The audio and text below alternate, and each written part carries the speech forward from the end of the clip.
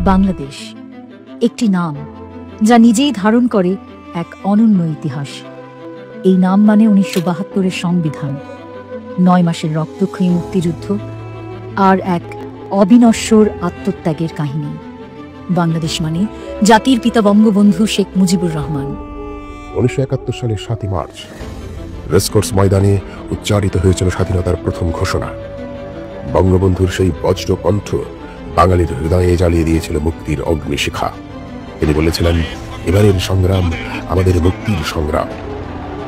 জাতিসংঘের চার্টার অনুযায়ী জনগণের আত্মনিয়ন্ত্রণের অধিকার ছিল এই সংগ্রামের ভিত্তি। তারপর শুরু হয় মুক্তিযুদ্ধ। ৯ মাস ধরে চলা এই রক্তক্ষয়ী সংগ্রামে আমরা হারিয়েছি ৩০ লক্ষ প্রাণ আর ২ লক্ষ মা বোনের সম্ভ্রম। এটি মানবাধিকারের চরম লঙ্ঘন ছিল। ইউনিভার্সাল ডিক্লারেশন অফ হিউম্যান রাইটসের ৫ এবং ৯ নম্বর অনুচ্ছেদ অনুযায়ী এই নিপীড়ন মুক্তির জন্য বাঙালির লড়াই ছিল সম্পূর্ণ ন্যায্য। ১৯৭১ সালের ২৬শে মার্চ মুক্তির জন্য প্রথম স্বাধীনতার ঘোষণা আসে। জাতিসংঘের চার্টারের আত্মনিয়ন্ত্রণের অধিকার এই প্রক্রিয়াকে ন্যায্যতা দেয়। এটি ছিল বাঙালির হাজার বছরের স্বপ্নকে বাস্তবে রূপ দেওয়ার সূচনা। ১৭ এপ্রিল ১৯৭১ মেহেরপুরের মুজিবনগরে গঠিত হয় স্বাধীন বাংলাদেশের প্রথম সরকার। সেখানে স্বাধীনতার ঘোষণাপত্র পাঠ করা হয়, যা আন্তর্জাতিক আইনের আলোকে বাংলাদেশের স্বাধীনতার আন্দোলনের নৈতিক এবং আইনি ভিত্তি নিশ্চিত করে। এটি জাতিসংঘের স্বীকৃতি এবং অন্যান্য দেশের সমর্থন লাভের প্রথম পদক্ষেপ ছিল। মুক্তিযুদ্ধের চেতনায় রচিত ১৯৭২-এর সংবিধান হল বাংলাদেশের আত্মপরিচয়ের ভিত্তি। এই সংবিধান গণতন্ত্র, মানবাধিকার এবং অসাম্প্রদায়িকতাকে প্রতিস্থাপন করে।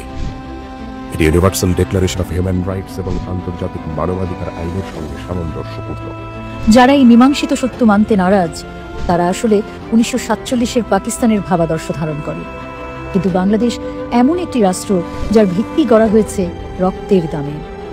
এটি গণহত্যা কনভেনশন ১৯৪৮-এর আলোকে গণহত্যার বিরুদ্ধে একটি বৈধ প্রতিরোধ ছিল। বাংলাদেশ মানে এক অবিনশ্বর চেতনা।